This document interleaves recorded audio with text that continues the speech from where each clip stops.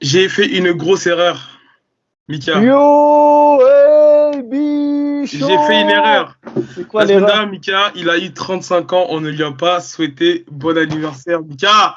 Mais c'était Donc, c'était mardi, là. T'as pas non, mais oublié? la dernière fois qu'on C'était a le fait 16 août. Bah non, Ah ouais? bah ouais. Laisse-moi vérifier. Non, non, t'as pas fait d'erreur, hein, Ibi, hein. Ok, mais si je t'ai envoyé par message sur Là, WhatsApp. c'était le 16 août, mais Ouais, mais tu en m'as tout cas, pas je l'ai oublié. souhaité. Je l'ai Non, souhaité. arrête de mentir, tu m'as dit, ouais, comme t'es pas au factory, tu cries tout le temps sur le factory et tout, bah je te souhaite pas ton anniversaire, tu m'as dit ça. Voilà, c'est Après, reparti pour un mensonge. Allez, tous ensemble. Joyeux J'anime.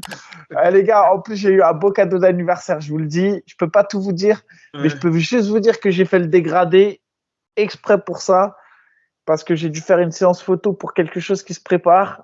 Donc, Allez, dis-nous les croustilles, Mika. non, je peux pas tout vous dire. Après, bah, je peux juste vous dire que on m'a fait une belle offrande. Voilà. On Je pourra, peux on juste pourra, dire. on pourra en savoir plus quand alors.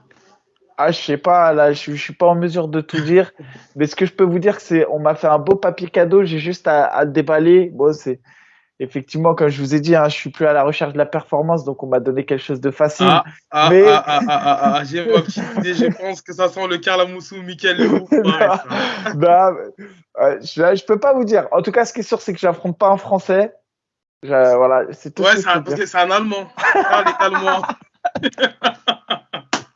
Bon, Je peux pas tout vous dire. je pense que ça commence à s'officialiser. Euh, Bah, je peux, je, je peux pas tout vous dire, moi. Je peux juste dire ça pour l'instant. Je vous laisse cogiter. Vous verrez je peux si. vous le dire, moi, je vous le confirme, Karl, moi, c'est pas Mickaël Lebou.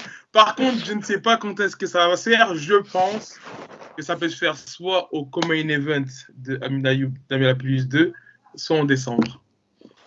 Ah, moi, Ça reste à voir. je peux pas te dire. Je vais aller investiguer bien comme il faut alors. C'est bon là, c'est. Investigue.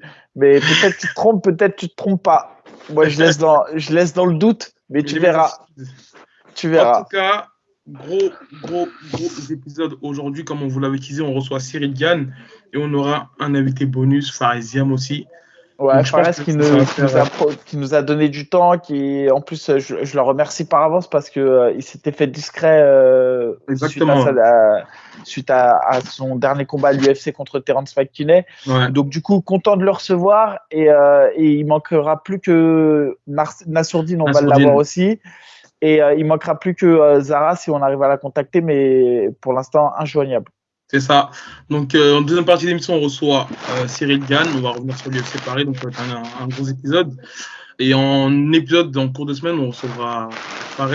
Pour la semaine prochaine, on reçoit Nicolas Haute aussi. On fera le, Et la preview d'Ares et de l'UFC Paris. Et aussi, entre-temps, on recevra Nassourdine, comme on l'a dit. On exactement. recevra Voilà, c'est tous les ça. protagonistes de l'UFC Paris. Donc, abonnez-vous, faites-nous plaisir, abonnez-vous. On vise les 10 000 abonnés là d'ici, je sais pas moi, d'ici même demain. Donc, abonnez-vous, soyez pas timides, soyez généreux envers nous, c'est ce Eh qu'on vous ouais, demande. faites-moi un cadeau d'anniversaire, tout simplement. Vous Exactement. vous abonnez. En plus, c'est la chaîne d'AB, wesh. C'est un cadeau à AB qu'on fait, en fait. C'est Et pour nous deux, AB, Bichari. le jour où la chaîne elle va exploser, il va me lâcher, il va mettre sa carte bancaire. Tu vas m'envoyer un message sur WhatsApp, j'ai commencé à pas répondre. Genre, il n'y aura qu'une seule flèche. Genre, je t'ai bloqué, genre. Non, tu vas me mettre des puces ou tu vas me laisser en vue. Tu vas me mettre un pouce comme ça, genre. En tout Bon, cas, ouais, abonnez-vous. Ouais. passons aux choses sérieuses. UFC 278, je suis choqué. Je suis choqué. Et en plus, j'ai été triste dans la soirée. Il n'y a rien qui allait dans cette soirée. Eh, Mes trois poulains, ils ont perdu. Incroyable. je te laisse revenir sur les deux avant-derniers combats parce que moi j'ai suivi que le main event. J'ai vraiment du mal à faire des nuits blanches, c'est incroyable. Donc j'ai dormi, je me suis réveillé juste pour le main event. J'ai pas réussi à rattraper en fait le crocodile des Costa sur RMC là. Bah Donc, écoute, alors, je vais te dire moi ce qui s'est passé. Déjà, combat Merab contre Aldo, grosse déception.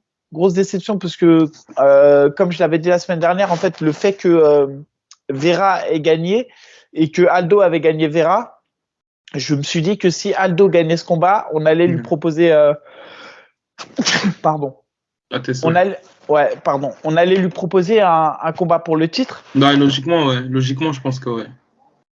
Et en fait, force est de constater que Aldo a perdu, même si je trouve qu'il prenait le premier round. À partir du deuxième, en fait, ça a été compliqué.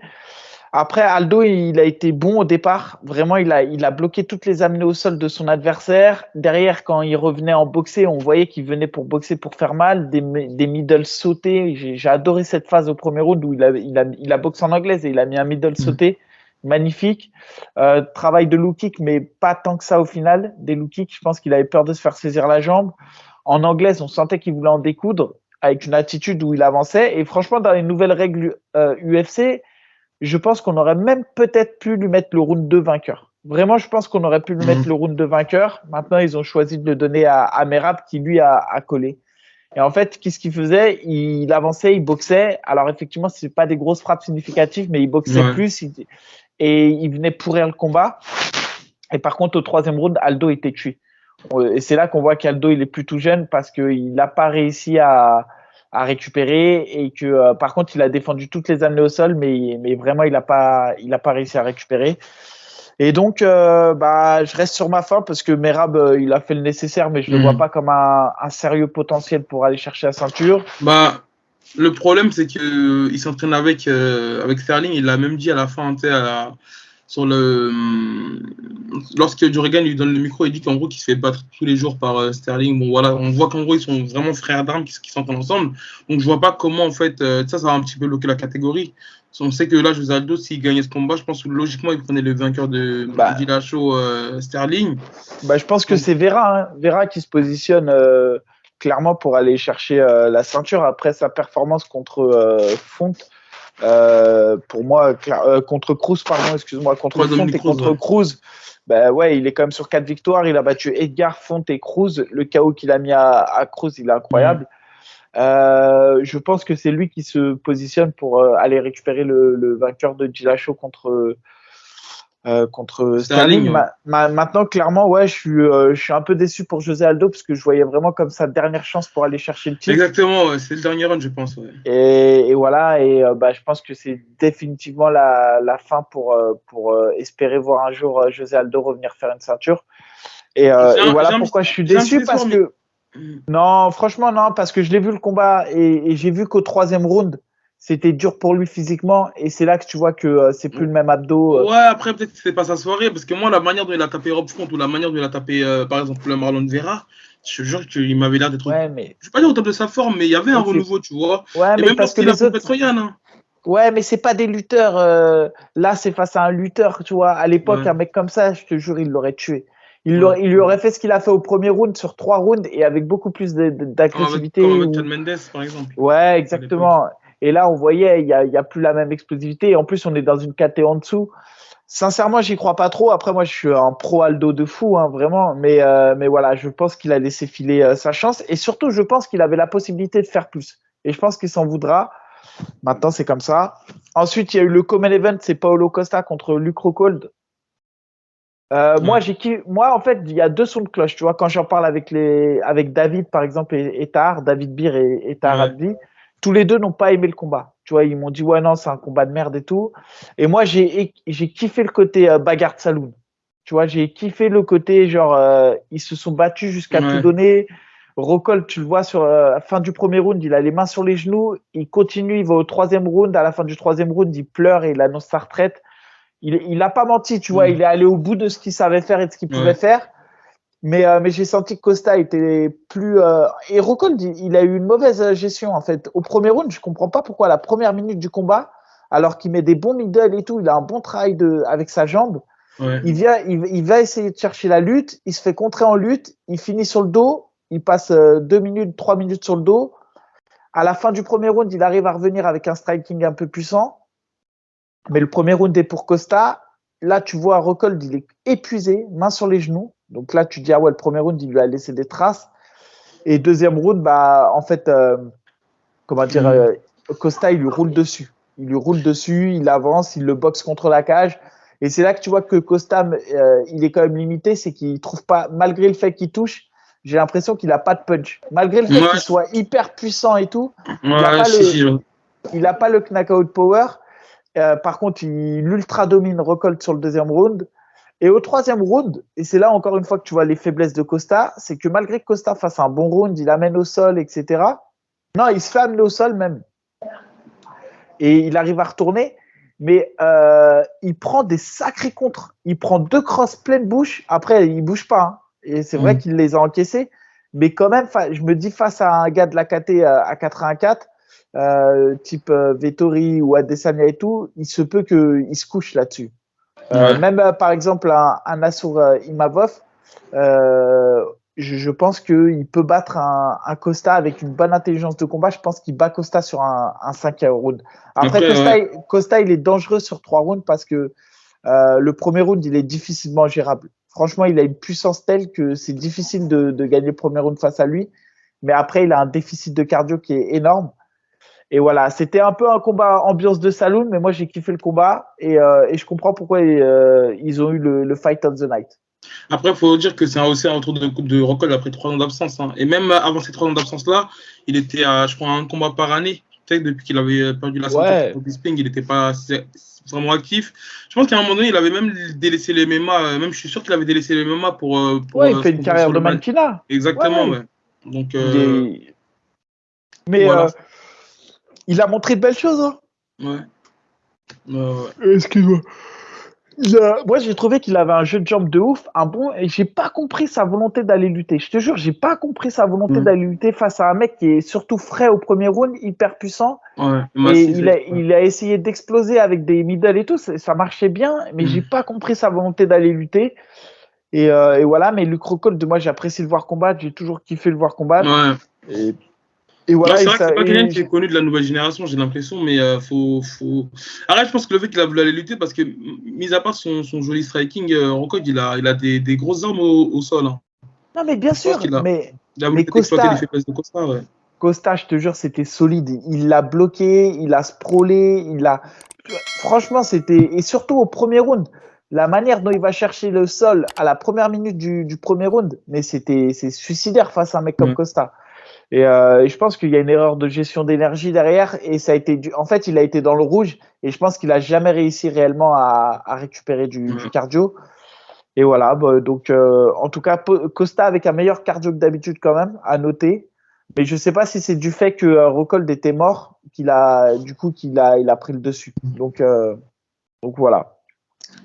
Mika, le main event, la tragédie qui s'est passée hier. Tragédie, déjà le premier round, déjà j'ai été surpris de ouf. Gros première amenée au sol c'est la première fois que Ousmane mange le sol. Hein. Première fois que Ousmane mange le sol sur de la gréco avec un crochetage très simple en milieu de cage. Hein. Ah, il l'a pas du tout respecté. Non, il a eu chaud. Hein. Ousmane, il a eu chaud au premier round. Hein. Mais Mika, je sais pas si c'est dans cette émission-là qu'on avait parlé du sol d'Ousmane, mais je te le jure, j'en avais parlé depuis son premier affrontement contre Masvidal. J'ai toujours eu un gros point d'interrogation sur le sol d'Ousmane. Dans le sens où même lorsqu'il emmène Masvidal, tu sais, j'avais l'impression de voir Ousmane comment, je te jure, hein, tu sais, lorsqu'il est dans la garde de Masvidal, on dirait une tortue qui essaie de patauger. Il n'a pas ses appuis, et en fait, hier, ça m'a vraiment confirmé, même si j'étais... entre guillemets, j'étais sûr de ce que j'avais vu, tu vois, de mon analyse, mais lorsque hier, je l'ai vu en monter et donner le dos à ce niveau-là, c'est pas possible. Je te jure qu'il y a un réel problème. Et même lorsqu'il est dans la même position que Khabib et lorsqu'il emmène ses adversaires contre la cage, tu sais, Khabib, il a cette habitude-là de crocheter, même pas que Khabib, hein, tu vois, même Belal Mohamed, tu vois, qui a parfois des bons contrôles et tout.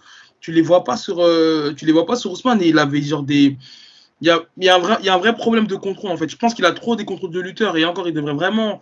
Après je sais pas si c'est ces problèmes de genoux qui font qu'il n'arrive pas vraiment à grappler, mais il y a un réel problème. Je te jure qu'il y a un réel problème. Tu peux être bon lutteur. Mais... Après c'est quelqu'un qui est très fibreux, très musculeux. Je pense il est très explosif et du coup je pense que c'est déjà par sa morphologie, je pense que c'est difficile le sol pour lui, l'apprentissage. Après, la deuxième chose quand même que je retiens, c'est que j'ai manqué de respect involontairement à Léon Edwards. Vraiment, je l'ai dit. Je pensais Léon Edwards. Je pensais vraiment que Ousmane allait lui marcher dessus littéralement pendant 5 rounds. En vrai, c'est ce qui s'est passé. Ouais, mais attends. Parce qu'il y a quand même, donc, il y a quand même le fait que, effectivement, ensuite, il a perdu le round 2, 3, 4, on va y revenir. Mais au premier round, il a créé une surprise de ouf. Et crois-moi que son niveau de sol à Edward, je le croyais pas à ce niveau-là. Le body lock qu'il a mis, la manière de contrôler, la manière de frapper et tout, il est précis. Il a un vrai niveau de sol. Et d'ailleurs, au deuxième, troisième, quatrième round, à un moment donné, il touche le dos, il se met direct en garde papillon. Il a un vrai sol, Edward. Je pense qu'on a Ouais, tous ouais. sous-estimé le sol de Léon et qu'au final, il a un vrai bon sol. Même sur sa gréco-crochetage Ouais. contre RDA à l'époque, j'avais vu qu'il était bon, mais j'ai toujours dit ouais, mais c'est parce que, comment dirais-je, Rafael Dos Anjos, il est sur la fin, etc. Ou j'avais vu son sol aussi face à Gunnar Nelson, etc. Mais ma parole que c'est un problème, Léon Duarte, c'est vraiment un problème. Maintenant, je suis d'accord avec toi que le round 2, 3, 4, il m'a énervé. Il Ouais. m'a énervé parce que quand tu vois le premier round et tu vois le 2, 3, 4, tu te dis, mais attends, comment il peut baisser les bras aussi facilement? Ouais. En fait, il a accepté, il s'est fait amener au sol. Ou peut-être que c'est l'ego de Ousmane hein, qui a pris un coup. Hein. Parce que Ousmane, il a accéléré sale quand même. Il Mais a amené. ouais, si, si, si. Tu vois qu'Ousmane, je pense qu'il a pris un coup, mais c'est vrai que il a aussi, en fait, tu vois qu'il a baissé les bras mentalement, même lorsqu'il retourne dans son coin, je crois, entre le deuxième ou le troisième round, tu vois qu'il, mentalement, ça va plus trop. Parce qu'en fait, bah, c'est le déroulé du combat, on va dire, c'est le scénario auquel on s'attendait tous. Ousmane qui vient lutter, qui l'emmène à plusieurs reprises, tu vois. Mais je sais pas si c'est une erreur, parce que je comprends pas l'anglais, mais de ce que j'ai pu voir des traductions, entre le quatrième et cinquième round, apparemment, tu as Trevor Whitman qui dit ok, il nous reste 5 minutes, tu peux le mettre KO. Tu vois. C'est ce que j'ai cru voir sur Twitter. Après, ça, voilà, à vérifier. Je sais pas s'il a vraiment Ouais. dit ça, tu vois. Mais donc, je me dis, voilà, bon, après, voilà, c'est une erreur qui arrive. Hein. Je pense que ça sert à rien de dire qu'il aurait dû sécuriser le combat. Mais le KO, franchement, il a un problème. Et je te jure, je pense que c'est vraiment le plus gros braquage Non, c'est. en combat de championnat. Moi, je suis d'accord. En fait, le truc, c'est que je voudrais pas qu'on minimise sa victoire. Parce qu'il y a quand même deux C'est choses. vrai. C'est que, une, Ousmane l'a frappé. Il l'a touché. Et il y a quand même Léon Edwards, on peut dire ce qu'on veut, même s'il avait une attitude passive où il se mettait en Mm. monkey guard et tout, mais il n'a pas bougé, frère. Il Ouais. a, il a pas bougé, il est resté face à lui et il a accepté. Et c'est là qui m'a étonné, c'est même là qui m'énervait, c'est qu'il acceptait la courte distance sans rien proposer. C'est vrai qu'après, Et il avait pas vraiment l'air en danger à ce moment-là, à part sur quelques coups qui sont passés, mais il m'avait pas l'air trop. Et carrément, je voyais plus Ousmane en danger sur des contres à ce moment-là. ouais, mais Tu vois. Ousmane, il a bien travaillé avec son jab. Hein. Il a bien travaillé, vraiment, tu vois. Mais par contre, là où Ousmane, on voyait qu'il faisait du dégât à Covington sur sa boxe, il lui faisait mal. Ou même quand Ouais, on a vu sur Masvidal, il a couché Masvidal quand même en anglaise. ouais. On s'est dit, ouais, Ousmane. Et là, c'est là que j'ai vu aussi deuxième qualité chez Léon Edwards. Et c'est pour ça que j'insiste quand même sur le fait que c'est pas non plus le braquage du siècle qui sort de nulle part. C'est qu'il a un menton et il a une intelligence de combat. Ça Ouais. veut dire qu'à un moment donné, il était mort dans le film, je pense, peut-être même éteint psychologiquement ou je ne sais pas. Et il n'est pas tombé. Il a pas abandonné, tu vois, non plus. Oui, il Ouais. a, il a abandonné le fait de se dire je peux gagner ce combat. Je pense vraiment qu'il n'y croyait plus à un moment donné. Mais il n'a pas abandonné en se disant c'est bon, vas-y, Nick, j'abandonne. Et en plus, non, mais je Et trouve que le. après, Vas-y, ouais, excuse-moi. vas-y, non, non, bah, après, j'allais dire cinquième round, l'improbable. Ouais, c'est ça, mais je trouve que le KO, il a été préparé, hein, parce que je regarde attentivement, en fait, il lui met un low kick intérieur, tu vois. Et Ousmane, il a une Exactement. réaction de baisser. C'est un peu comme Cormier, c'est un peu comme Cormier John Jones. Et je te le jure qu'à ce moment-là, dans ma tête, je me suis dit, je craignais le high kick, je te le jure, Ouais, Mika, je je te craignais jure. le high kick, mais sans me dire que ça allait arriver, tu vois.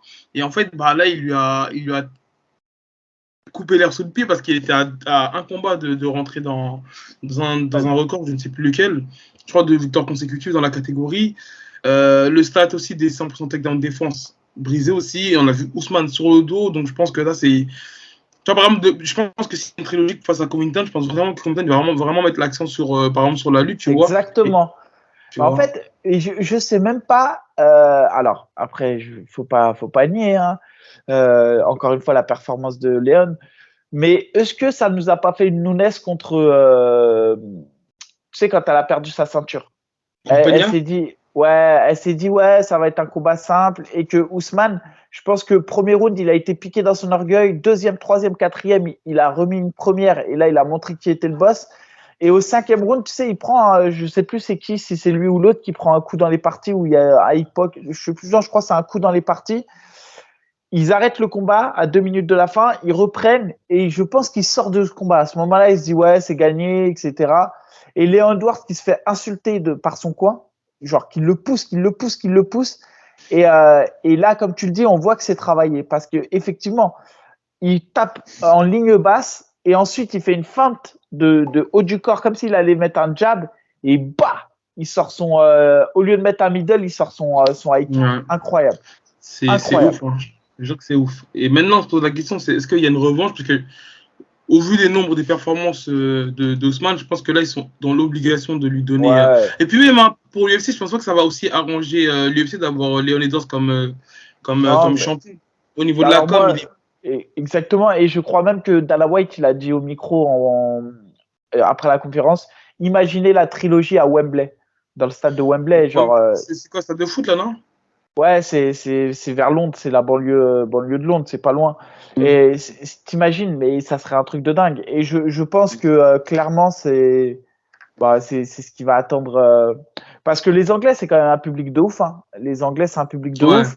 Et je pense que personne, mais personne n'imaginait que Léo Edwards puisse être l'anglais après Bisping qui rapporterait la Mais en fait, ceinture de l'UFC. et même au niveau de la cote, c'est simple. Bah, t'as Léon Edwards qui est à l'UFC depuis 2014. Il est à Mais 300 000 followers. Bon, là, je vais en prendre depuis ce matin. Et tu n'as pas Discipline qui a plus d'1 million de followers. C'est-à-dire qu'en fait, même sur les 2 UFC qu'il y a eu en Angleterre là, récemment, tu n'avais même pas de discussion pour mettre Leon Edwards là-dessus, tu vois. Donc c'est pour te dire que même en fait en Angleterre, je ne sais même pas s'il est aussi coté que ça. Et après, au niveau de la communication, bah, c'est pas un trash talker. C'est même au niveau de l'émotion. Le mec, tu sais même pas ce qu'il ressent parfois. Et en fait, c'est vraiment parce que, même moi, je le disais, hein, je l'appelais Leon Edwards le maudit. Bah voilà, avec tous les dramas qu'il y a eu, avec le no contest face à Belal Mohamed. Et c'est pour ça qu'en fait, là, il est vraiment venu en fait, effacer, gommer tout ça, tu vois. Et c'est franchement débordé d'émotions dès que j'ai vu ça, Mika, je te jure. ah non, mais c'est C'est incroyable. incroyable. Moi, je te dis, et en plus, Léon Edwards, tu sais, il a quelque chose d'antipathique. En fait, je comprends que les gens ne l'apprécient pas forcément, ou du moins, ils n'arrivent pas à le cerner, parce que Ouais, il j'ai n'y a pas l'impression, d'avis sur lui, en fait. en fait, j'ai l'impression qu'il se refuse de s'ouvrir aux gens. Tu vois, il est un peu comme Thierry Henry. C'est quelqu'un qui sont archi forts, mais il se refuse de s'ouvrir aux gens. Et moi, je l'avais déjà croisé parce que j'ai combattu sur la même carte que lui. Ouais. C'était à Glasgow. Et en plus, j'avais gagné. Et comme j'avais gagné, bah, du coup, je m'étais mis en tribune et tout. Et ce mec-là, tu vois, dans les vestiaires et tout, jamais, tu vois, entre combattants, quand tu es du même coin, tu te regardes, tu dis, ah, bonne chance ou good luck, tu vois, en anglais. Et lui, tu vois, c'est un mec, je sais pas si c'est de la timidité ou si c'est vraiment, il est comme ça, tu vois. Il est neutre. Il est neutre. Ouais, non, mais moi, je pense que c'est de la timidité carrément. C'est quelqu'un qui est réservé, je pense, et et du coup, qui va pas trop vers les gens. Mais je pense pas que ce soit je sais pas comment on appelle ça, tu sais, ceux qui ont une haute estime Genre, d'eux, là. insociable, non? Non, associable, associable, mais tu peux être insociable parce que c'est une grande timidité et tout. Ça, c'est la conséquence. Mais ce que je veux dire, je pense pas qu'il soit imbu de lui-même, tu vois. Je pense pas que ce soit une sorte il snob pas, quoi. Je pense qu'il est vraiment comme ça. C'est quelqu'un d'introverti, un peu timide, je pense, qui n'aime pas forcément prendre la parole ou autre. Je sais pas.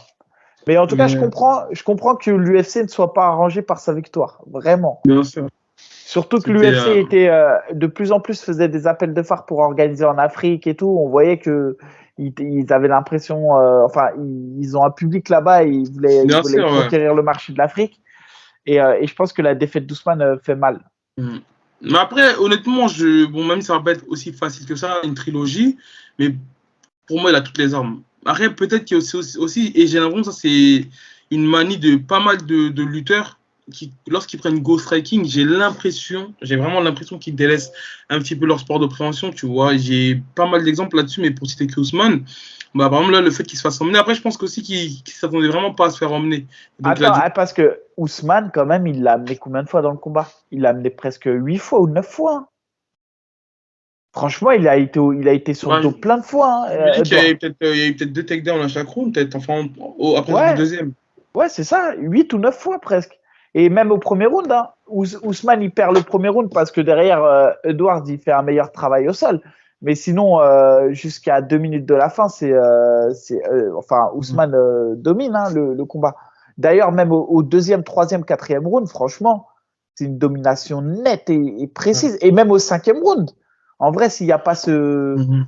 s'il n'y a pas le high kick, Bah, en fait, je peux pas me dire que ça a fait. En fait, ça va faire bouger la catégorie parce que là, si Ousmane y gagnait, bah en fait, il avait battu deux fois Covington, deux fois non, mais Masvidal, il avait perdu.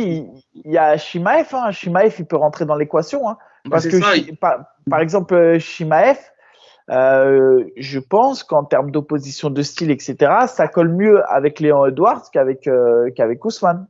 Bah, regarde, Shimaev, là, il est booké il est contre Nadia. Si Nadia venait à gagner Shimaev, en fait, ça va vraiment chambouler Ouais, bah, ça va mais chambouler la catégorie, tu vois. vois l'inverse. Si Shimaev gagne Nat Diaz, faut pas oublier que Edwards, son dernier combat, c'est Nat Diaz, hein. Ouais. C'est pour ça que je te dis Non, que il y a, il n'y a pas eu Belal Mohamed non, entre-temps, il y a eu non? draw, il Ah y a eu oui, no c'est vrai, c'est vrai, contest. c'est Il vrai, y c'est avait eu vrai. un no contest pour un APOC ou je sais pas quoi. Ouais. Ah ouais, c'est vrai qu'il n'a pas été actif depuis, hein. Je te dis, Eduardo, et au final, ça lui donne raison, hein, le fait que, comment dirais-je, Ouais, il voulait pas affronter Covington, il voulait pas, il voulait attendre son tour.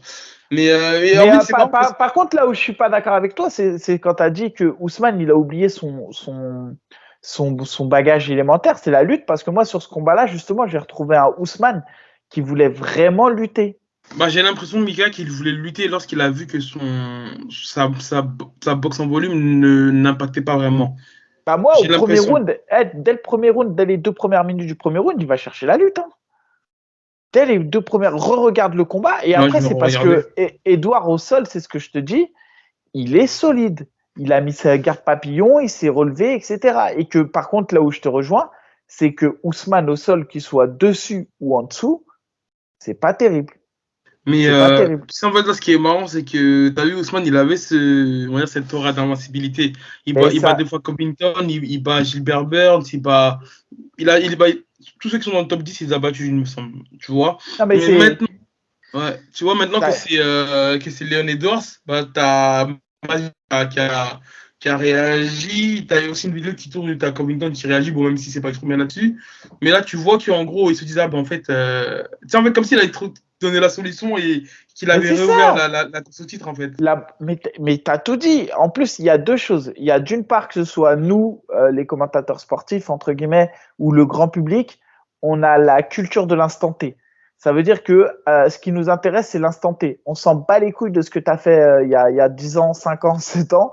Si tu as Ouais, pris une malheureusement. rouste à l'instant T, on commente l'instant T. Ça veut dire que là, on est dans les commentaires de l'instant T. Et comme tu l'as dit, derrière, il y a du business. Les combattants, qu'est-ce qu'ils se disent? Eh ben, ils veulent tous prendre la place pour pas qu'il y ait la trilogie qui se fasse entre les deux. Et donc, Covington, il sent qu'il a une place peut-être aussi pour aller affronter Edward. T'as Shimaev derrière, j'en suis sûr, il va se positionner. T'as... Et du coup, t'as T'as Ousmane même Belal, qui. je pense que t'as même Belal Mohamed qui va plus Mais oser, bien là. sûr, Peut-être qu'on va plus s'entendre. mais clairement. Et Ousmane qui va devoir affronter une nouvelle fois soit Bilal Mohamed, soit Covington, ou soit Shimaev pour aller chercher le Mm. titre. Non, là, Mais je pense que même Dana White, ils savent que, non, là, je pense qu'ils sont vraiment dans l'obligation de lui mettre une trilogie. Ils peuvent pas. ouais, Et en plus, le pire, c'est quoi? C'est que Leonidas, il a dit en interview qu'il préférait affronter Masvidal, je crois. C'est genre, en gros, mais, il commence lui aussi à. mais, C'est mais comme il si a, un écrivain au mais manche-là. il a raison à 1000%. En tout cas, Ouais, voilà, c'est grosse ça. déception. Et par contre, moi, encore une fois, je le redis, j'ai vraiment trouvé Ousmane sur ce combat-là qui a renoué avec ses racines de lutteur. J'ai trouvé qu'il a été bon en lutte. Et par contre, là où je te rejoins tout à fait, c'est que au sol, il a montré des grosses lacunes parce que le nombre de fois où il a amené Edward avec un bon contrôle de sol, normalement, c'est réglé. Tu vois, le combat est réglé. Ouais. Et là, on le voit même au premier round, il n'est pas passé loin de la correction, Mais hein. tu sais, même lorsqu'il est en position de sprawl sur les doigts, tu sais, cherche une sorte d'anaconda. Et tu sais, il essaie de contourner pour prendre le dos, mais il y a un Non, je mais vous jure qu'il y a. Moi, il y a quelque chose qui cloche en tout cas avec son sol. Et je te jure que je suis pas là à critiquer sur l'instant T, sur sa dernière performance, mais je vais essayer de retrouver la vidéo. J'en parlais à plusieurs reprises. Je crois que c'était avec Masvidal, contre Masvidal, lors du premier affrontement. Je disais qu'il y avait un problème dans le contrôle lorsque Ousmane emmenait ses adversaires au sol, tu vois. En fait, je sais pas, ça m'en bouge un coin. Mais bon, non, en tout mais cas, c'est ouf. c'était un événement. Moi, j'ai bien apprécié. Comme je dis, j'ai bien aimé la bagarre de saloon entre Rekold et comment dire, et Costa. Je suis persuadé que Costa n'aura jamais la ceinture. Pas assez fort pour tenir Ouais, 5 rounds, trop volumineux pour tenir 5 rounds. Et ensuite, Aldo, grosse déception, mais dans l'ensemble, c'est un. ouais. Et Mika, tu veux que je te dise même, je te jure, hein, je me dis même que, bon, même si c'est pas ce combat-là, parce qu'à un moment donné, ça parlait de s'il y avait une grosse entente qui pourrait se faire entre Adesanya et Ousmane. Je te jure que je pense qu'il aurait vraiment du mal à maintenir Impossible. Adesanya seul. Si Franchement. Whittaker n'a pas maintenu Adesanya, eh ben, je peux vraiment. Quand j'ai vu ça, j'ai pensé la même chose. Et Ouais. je me suis dit, mais quelle folie, lui qui parle d'aller à 93.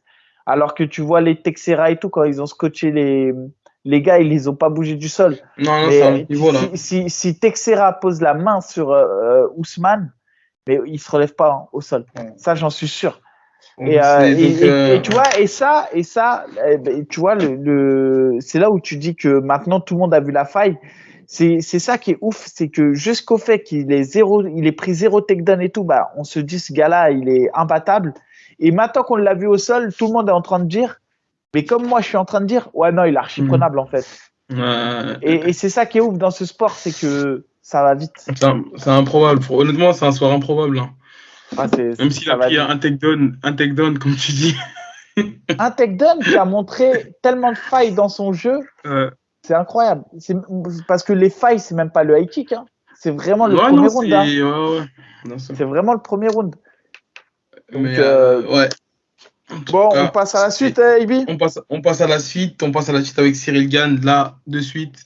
Et non, abonnez-vous. Je vous ai dit, on vise les 10 000 avant la fin de l'année. Oui, pour mon anniversaire. Regardez, pour l'anniversaire de Mika, il y a l'un des meilleurs hebdomadaires, c'est vous qui le dites, sur les MMA. Il y a des interviews, il y a des embedded. Là, on vous a ramené la crème de la crème comme invité. Qu'est-ce que vous voulez de plus? Donc, abonnez-vous, faites-nous plaisir. Et j'ai rien à rajouter, Mika. Non, rien à rajouter. On a fait un bel épisode. Semaine prochaine, comme on vous le redira, mais on a Nicolas Hott et Nassourdine Imavov. Et si on arrive à contacter Zara, croyez pas qu'on la boycotte. Au contraire, on essaye de rentrer en lien avec elle. On n'y arrive pas. Mais voilà, nous, on est ouvert à recevoir tout le monde, vous le savez. Donc, on continue. Et si on la reçoit pas, c'est pas de notre faute. C'est ça. Donc, let's go.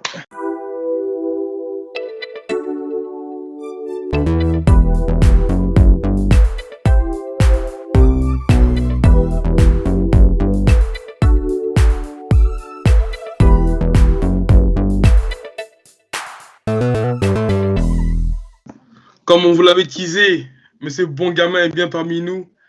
Bon Gamin, comment ça va? Et merci d'être présent dans le Weekend AB Show. Non, ça fait plaisir, mon boulot. Ça va, écoute, ça va très bien. On a J-13, donc en pleine préparation, on se sent bien physiquement. J'ai même pris le luxe de profiter de la famille ce week-end parce que c'était assez spécial. La famille est descendue des États-Unis. C'était la première fois que les petits-enfants se retrouvaient, les petits cousins se retrouvaient tous ensemble et tout. Et voilà, de retour sur la capitale et demain matin, on reprend le charbon. J'ai même repris ce soir, toi. Ça t'a permis de te ressourcer avant le combat? Ouais, c'est ça, ça fait du bien, ça fait du bien. Bah ça va, tu m'as évité de te poser la fameuse question conne, comment tu te sens avant une prépa? Ouais, c'est ça, ouais, je te jure. Ah là, ça va, on se sent bien. On se sent bien, on est bien. Et le fait que ce soit tu sais, pour le public français, moi, je trouve il y a eu un engouement de ouf. C'était autour de ton combat au mois de janvier contre Ngannou. Ça a vraiment été pour moi le combat qui a le plus hypé la France entière, hein, là pour le coup, même plus qu'aux États-Unis, je pense. Et là, le fait que ce soit en France, même si on sait que la salle elle est comble, etc., j'ai l'impression même que les médias s'intéressent moins à l'événement qu'à ton combat que tu as pu faire contre Ngannou et qui était aux États-Unis. Est-ce que tu ressens la même chose ou non Oui, en toute honnêteté, oui. En toute honnêteté, oui. Alors après, il y a peut-être le facteur, tu sais, mois d'août.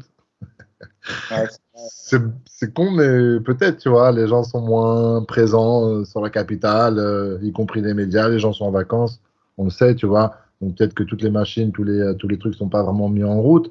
Alors c'est clair, pour le mois de février dernier, mois de janvier, je sais plus ce que je dis. Euh, c'est vrai qu'il y a eu un engouement qui était assez. Et puis c'est là où on a vu d'ailleurs au niveau de ma hype, on a vu un step de plus, tu vois, parce que vraiment. Bah, c'était mondialement en plus, hein. C'est vrai que ce combat-là a pas mal hypé. Ouais, a pas mal hypé.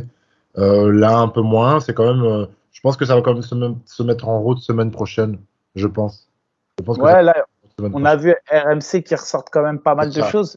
RMC qui sont vraiment, pour le coup, qui se positionnent comme la chaîne en France de MMA. On le voit, Ouais. ils signent de plus en plus d'orgas et ils font des vrais documentaires. On le voit là sur Nassour. Toi aussi, tu vas avoir un documentaire dédié, même sur l'histoire du MMA. Mais c'est vrai que moi, point C'est de vue extérieur, qui suis fan de MMA et tout, bon, je l'attends avec impatience parce que en plus j'ai des copains qui sont sur la carte, etc. Donc on a envie de voir ce qui va se passer. Mais je sens dans l'engouement général autour de nous, par exemple, nous, la chaîne, elle a vraiment décollé, c'est grâce à, entre guillemets, à vos Ouais. combats. C'est grâce au ouais. combat Ouais. à nous contre Gann, c'est ça qui nous a fait glow up, hein, qui a glow up la chaîne, qui a fait qu'on a pris 2-3 000 followers. Ouais. Mais là, c'est vrai que je sens, même quand on dit qu'on a les invités qui vont combattre dans 2 semaines, etc., je sens pas des gens qui sont, je sais pas, qui sont dans Non, non, l'attente. les gens étaient limite plus hypés, ben, comme je te dis, hein, avant les vacances en fait. Tu vois, Ouais, à la sortie des billets, un peu, tu vois, au mois de juillet à peu près et tout. On sentait déjà un peu plus de mouvement, que ce soit sur les réseaux, les médias, etc. Je te dis, je pense que c'est peut-être l'effet vacances.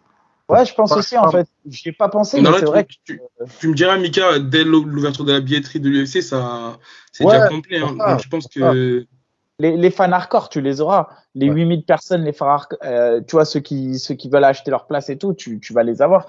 Mais moi, je pense qu'il a raison, Cyril, que ce soit au niveau, et j'y ai pas pensé en plus, hein, mais que ce soit au niveau des médias ou au niveau des gens, bah, ils sont en vacances dans leur tête. Et quand tu es en vacances, moi-même, je calcule un peu moins le MMA. En vrai de Ouais, c'est ça. vrai, Oh, je non, m'en mais fous. calcule-moi les choses, tu vois. Et Cyril, j'ai une petite question. Entre ton dernier combat là, face à Ngannou, parce que voilà, avant ça, tu avais le statut d'invincibilité, et maintenant, on va dire que tu as connu ta première défaite. Est-ce que tu sens une différence au niveau de l'entraînement, au niveau de ta détermination ou ta motivation, ou plus, on va dire, au niveau de l'approche du combat? Tu sens qu'il y a une différence? Il y a des choses qui ont été mises en place pour aller chercher justement des différences. Notamment ce côté que j'ai. Je m'en foutisme. Ouais, en vrai, c'est ça, tu vois. Et même, il y a un autre facteur où on met beaucoup le doigt dessus avec Lopez, c'est le côté où j'ai un fusible dans ma tête qui fait que tu me verras rarement fatigué lors d'un combat, tu vois. Ouais. Et même du coup lors d'un sparring à l'entraînement. Hmm. Sauf qu'on sait très bien que pour aller chercher plus, il faut qu'à l'entraînement, on donne 2 fois plus. Et justement, on a mis un peu ce doigt là-dessus, parce qu'on veut avoir une belle condition pour ce combat-là, c'est un peu l'objectif. Et donc, on a mis le doigt dessus, et donc on essaie de se faire mal. On essaie vraiment de se faire mal là-dessus. Et moi, de mon côté, j'ai quand même pas mal réfléchi sur moi-même, tu vois, des fois, tu sais, quand tu te retrouves seul, que tu t'entraînes, tu sais, où tu te poses ces fameuses questions de la vie et tout, et tu dis, bon, C'est quoi les questions de la vie? non, mais genre, tu sais, t'es là, les questions existentielles, genre, tu vois ce que je veux dire, par rapport à toi-même, je parle. Et tu Ouais, vois, là, ouais, je me posais des questions du genre, bon, vas-y, bon gamin, en fait, c'est comment, là, tu vois ce que je veux dire? On fait quoi? Qu'est-ce qu'il y a? Ouais, ok, c'est pas un truc, donc t'as toujours rêvé quand t'étais petit peu. Ouais, même maintenant qu'on est là, viens, on fait le taf, vraiment, genre, Ouais. tu vois, viens, on s'entraîne vraiment dur, viens, on fait les choses à fond, tu vois. Là, ces temps-ci, j'ai un peu ça dans ma tête, tu vois. Ces dernières semaines, j'ai un peu ce truc-là qui vient dans ma tête en mode, c'est vrai que je vois beaucoup les gens parler sur moi, sur les médias, sur encore une fois le même RMC, un peu, tu vois, j'ai pas tout regardé parce que c'est un peu long, où il y a des passages où on dit, ouais, c'est vrai que bon, ben, le bon gamin, c'est ce qui faisait qu'il était particulier, c'est que il s'en foutait, il y est arrivé, etc. Mais aujourd'hui, s'il a échoué, c'est pas parce qu'il s'en fout un peu trop. Tu vois, ce côté qui nous rendait un Hmm. peu iconique, peut-être derrière, tu vois, on veut me le mettre dans la face, tu vois, ouais, et c'est tout. à deux. Après, c'est pour moi, c'est pas que pour revenir sur le côté nonchalant, c'est même pas nonchalant, mais je sais pas si tu connais Moussassi. C'est un combattant à 84. Pour moi, c'est une légende à 84. Et il a un côté comme ça où il fait le strict minimum, tu vois. Mais à chaque fois, il est capable de monter le curseur, mais il gagne. Pourquoi faire plus, tu vois? Et il gagne, il gagne, il gagne, il impose son truc. Et je te vois plus dans ce style de combat. Ouais, ben c'est exactement ça. Attends, je ferme la fenêtre parce que je crois qu'on m'entend. Ouais. C'est exactement ça. Et ça, on a corrigé des choses petit à petit. Tu sais, en vrai de vrai, je suis pas à la fin de ma carrière du tout. Tu vois ce que je veux dire? Donc, voilà, il y a des choses qui se mettent en place petit à petit. On a été très vite dans ma carrière. Au final, j'ai été pas mal occupé, j'ai fait pas mal de choses. Il y a eu pas mal de changements dans ma vie. Je pense que là, à partir d'aujourd'hui, ça va un peu s'aplanir. Et où il y a Ouais. ces fameuses questions sur moi-même, ou voilà, où peut-être je vais réussir petit à petit à mettre des choses un peu plus en place. Je vais réussir à passer des steps personnels, que ce soit à l'entraînement, physiquement, tout ça. Tu captes ce que je veux dire? Je pense que là, on est rendu peut-être dans une phase comme celle-ci, où je suis obligé de me poser des questions de ce que je veux vraiment, de ce que. Tu vois ce que je veux dire? Ouais, Là, je comprends. j'étais beaucoup dans en vrai, frérot, enfin, Boulox, toi, tu me connais plus, tu vois. Parce que je me pose des questions, frérot, j'ai pas beaucoup de problèmes, tu vois. J'ai pas de. Ça a toujours été tout seul pour moi, tu vois. J'ai jamais. Je me suis entraîné durement, bien sûr, sinon, forcément, il n'y a pas la Il a récompense, mais ça. j'en fais pas plus que les autres, tu vois. Mais moi, je pense que c'est aussi ce côté-là, entre guillemets, je m'en foutisme, qui t'a fait aussi, qui a permis aussi de t'emmener au haut niveau. Aussi, c'est certain, c'est certain. Il y a des bons côtés, hein. Je sais très Ouais. bien que moi, aujourd'hui, bah, ça a toujours été dans ma vie. On m'a toujours dit, ouais, frérot, ouais, mais toi, t'as pas de problème, tu vois, quand les gens me racontaient des problèmes, j'essayais de leur trouver des solutions. Ouais, mais toi, tu comprends pas, t'as pas de problème et tout, tu vois. Ben non, tu vois, j'ai toujours été comme ça. Tout le monde a des problèmes. Tu vois, je veux dire, tout le monde a des problèmes. C'est juste que j'ai une manière de, de poser les choses dans ma tête où tout va bien, tu vois. Là encore, récemment, c'est bête, hein. Le dernier truc, t'as vu, t'étais là, boulot, la semaine dernière, je me suis fait voler ma moto au gym. Ouais. Au Il a gym, une sape, Le il boss, a devant le club. devant le gym et tout, machin, le boss, il était là en pas mode. peur, mec. Le boss de Venom, il me dit et tu dis ça comme ça, tu t'en fous. J'ai dit, je lui ai dit pleine tête, je n'étais même pas réfléchi. Je lui ai dit, mes filles sont en bonne santé, j'ai aucun problème dans la vie. Frérot, tu vois ce que je veux dire. Et en fait, ça a toujours été ça dans ma tête. Et aujourd'hui, le MMA, c'est ça pour moi. J'ai pas de problème avec le MMA, j'ai pas de problème avec me taper avec quelqu'un, ça me rajoute pas de pression. Tu vois, j'ai pas de problème avec ça, tu vois. C'est quelque chose Ouais, que j'embrasse, que j'y vais et j'enjoy vraiment le process. Genre, je suis content d'être là, j'ai pas de problème et j'y vais. Et c'est ce qui se ressent de toute manière, je pense.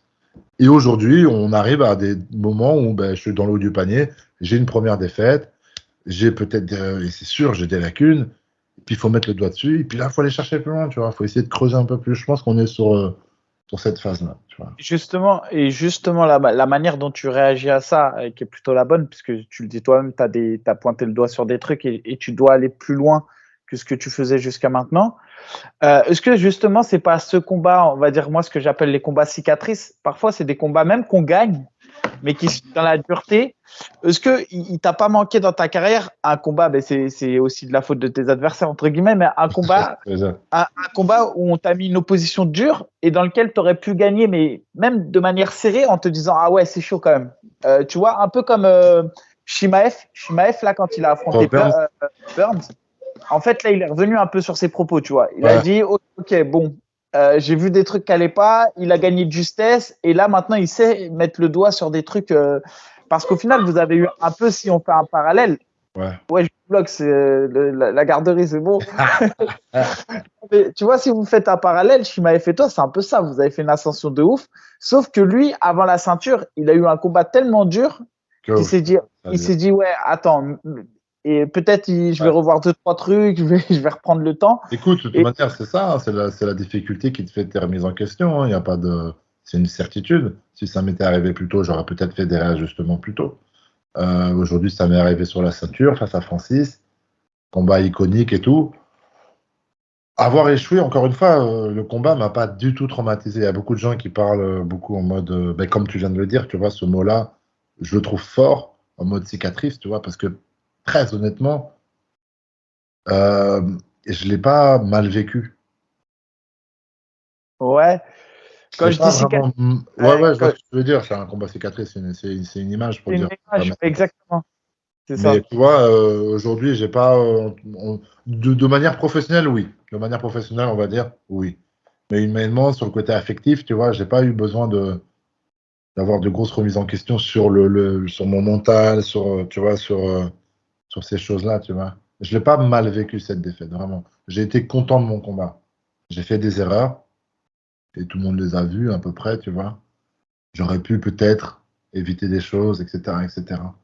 Mais au-delà de ça, je suis assez content de ma performance et puis je suis assez content de cette soirée. Encore, on m'en parle aujourd'hui et c'est vrai que je me rends compte que ce combat-là a créé de l'émotion des deux camps, justement. Tu vois, Ouais, parce que ouais, non, c'est ça, c'est évident. de la belle famille camerounaise. On en parlait encore ce week-end, tu vois. Et genre, de leur côté, ils étaient au Cameroun et tout, machin, et ils m'en parlaient et tout. Donc, il y avait les deux camps et tout. Et il y a eu énormément d'émotions où le début, où Francis, il voyait pas le jour. Et après, c'est Wham. Et après, j'arrive sur une clé de talon et machin, machin. Tu vois, même le gars, Alan Bodo, il a commencé à chialer quand j'étais sur la clé de talon et tout, tu vois. Non, Donc, mais c'est non, vrai. c'est un combat qui a créé de l'émotion, il y a eu des erreurs, etc. Mais tu vois, j'ai toujours le beau tableau qui finit, moi, à la fin, tu vois. Donc, j'ai En, toujours, pour ça, je vis pas mal les choses. en fait, ce qui est bien dans ce combat, c'est qu'il y a eu l'attente du combat, il y a eu l'histoire autour du L'histoire, combat. Et ce qui a finalisé, ce qui a fait la beauté du truc, c'est que le combat était à la hauteur de ce qu'on attendait. ouais, Et que même s'il y a eu un perdant, dans l'idée générale de ce qui se fait, c'est qu'on se dit que ça s'est joué sur une action dans un round. Tu ouais, vois, ça s'est joué à rien, quoi. Il y a eu au 5e round, il y avait 2-2 partout, balle au centre, ouais. et ça s'est joué, ouais, à un moment donné sur une initiative et tout. La deuxième chose que je voulais dire, et je crois que ça, c'est peut-être un record, et je suis même pas sûr que les gars comme GSP et tout aient fait ça.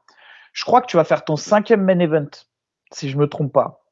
Il me Ah, semble qu'il y a eu Volkov, Rosenstruck, Lewis, Ngannou, et là tu vas faire. Non, Dos Santos, c'était pas. Non, Dos Santos, j'avais pas le Non, poste. Dos Santos, je pense pas. Rosenstrick, le premier. Ouais. Et derrière, là, je l'ai en tableau, parce que justement, c'est mon premier. Et que je me bien plus. On Ouais, a pas c'est ça. derrière. Il y a eu Volkov, il me semble. Derrière le titre Euh, intérim contre Lewis. Lewis, derrière. Ensuite Ngannou. Et là tu vas à. Et je crois que tu n'as même pas 10 combats à l'UFC. Je crois que c'est ton 9e. Je suis pas sûr. J'ai pas. Honnêtement, j'aurais dû regarder, mais je vais même À pas l'UFC, regarder. oui, c'est ça. 7, 8. Ouais, c'est le 9e, ouais. Ouais, 9e. C'est le Ça peut 9e. être les 8, c'est ça. Et je sais pas, sur 9 combats, 5 main event. C'est un truc de ouf. Je suis même pas sûr, je te dis, que Gershon Pierre, dans ses débuts, ou Ousmane, ou autre, ou n'importe qui d'ailleurs, ait pu faire. T'as du très bon boulot, les gars. Non, mais c'est vrai. Et Non, mais comment c'est tu vois vrai, la chose? écoute. Parce que main event, quand on dit main event, on peut le dire de manière hautaine. Moi, j'aime bien le dire. Des fois, tu dis au gars, ouais, tu combats sur ma carte. Tu vois, C'est mon petit, c'est mon petit tu peu. vois, vous Un petit rigolez. peu. Au-delà de Ouais, ça, j'ai ma tête sur le poster, moi, c'est ça que je disais. C'est que ouais. j'ai ma tête sur le poster et que c'est un délire, tu vois. Quand j'ai eu ma tête sur le poster pour Jairzinho, quand on m'a dit ah ouais, machin, j'ai tout de suite pensé à ça au poster et à voir ma tête. Tu vois, c'est vrai que c'est un délire. C'est vrai que c'est un délire quand même. À ce moment-là que tu as réalisé l'ampleur du truc, quoi. Ouais, voilà, c'est ça. C'est ok, genre en mode c'est moi, le main event, tu vois. Genre à la fin, on va me regarder pour voir, mais tout, tu vois. Ouais, non, c'est clair, c'est satisfaisant quand même. Et tu vas à comment tu vois le truc là? On a vu, je sais pas, ce week-end, on a vu Ousmane Edwards. On a vu la surprise générale, comme quoi un combat, c'est jamais gagné d'avance. Ça, J'ai pas vu le combat, ouais, ouais, mais donc enfin, j'ai pas vu la physionomie du combat. c'est incroyable. Et, Il domine assez facilement le combat. Il est à 1 minute de la fin du combat et il prend. Il ouais. fait Ouais, renversement total. Ok, bah écoute, comme quoi, c'est ce que je dis souvent dans mes prises de parole pour les interviews et tout, c'est qu'on me dit souvent, ouais, tu vas on pense que ça va être un combat facile, il y a beaucoup de gens qui sont comme ça, tu vois, et moi, ces gens-là, ils me font peur, tu vois, parce que je me dis, arrêtez vos bêtises, vous allez me porter l'œil, les gars. ouais. Moi, c'est jamais facile, en fait, et c'est vrai que Bah, beaucoup de mes combats où on a dit, c'est facile, c'est parce que, ben non, j'ai beaucoup travaillé, j'ai travaillé durement, et j'ai appliqué ce qu'on a bossé, donc ça a rendu quelque chose de facile. Mais un combat, c'est jamais facile, et surtout la vigilance. Là, je reviens sur ce combat-là. Il faut être là, Taïtu Vaza, si ça va jusqu'à la décision, pareil, jusqu'à la dernière minute, je vais devoir être vigilant. C'est des gars qui te touchent et qui te font tomber, tu vois. Donc, ouais, non, tu dis, Mika, la vigilance, c'est super important. Bah, après, ça va, c'est que tu as déjà affronté, on va dire, ce type, stratégiquement, tu as déjà affronté ce type d'adversaire. Je pense à Voilà. Derek Lewis ou à Jairzinho.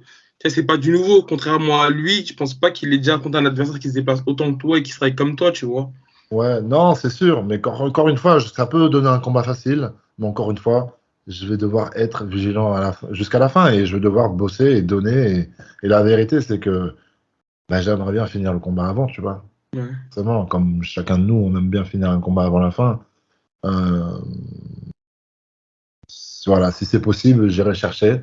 Encore une fois, j'ai ce fusible en moi qui fait que je prends pas les coups. Pas que j'aime pas les coups, hein, mais je prends pas les coups et je suis très vigilant. Et encore une fois, j'espère que c'est ça qui va me faire gagner le combat, tu vois.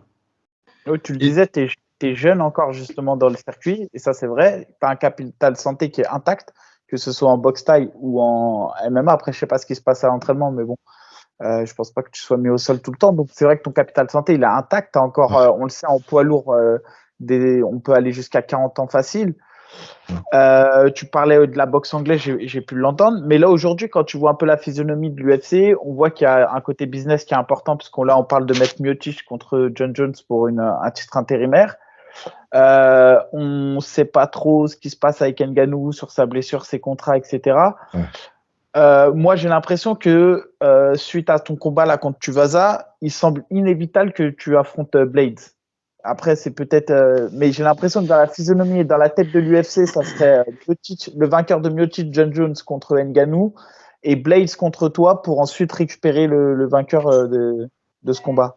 C'est ça, c'est ce que tout le monde dit quand ils veulent faire un genre de tournoi, tu vois. Ouais, c'est un peu La ça, j'ai vérité, l'impression. moi, ce que je vois dans ma tête, c'est que je me dis, j'aurais pu mériter aussi une revanche directe contre Francis, tu vois ce que je veux dire?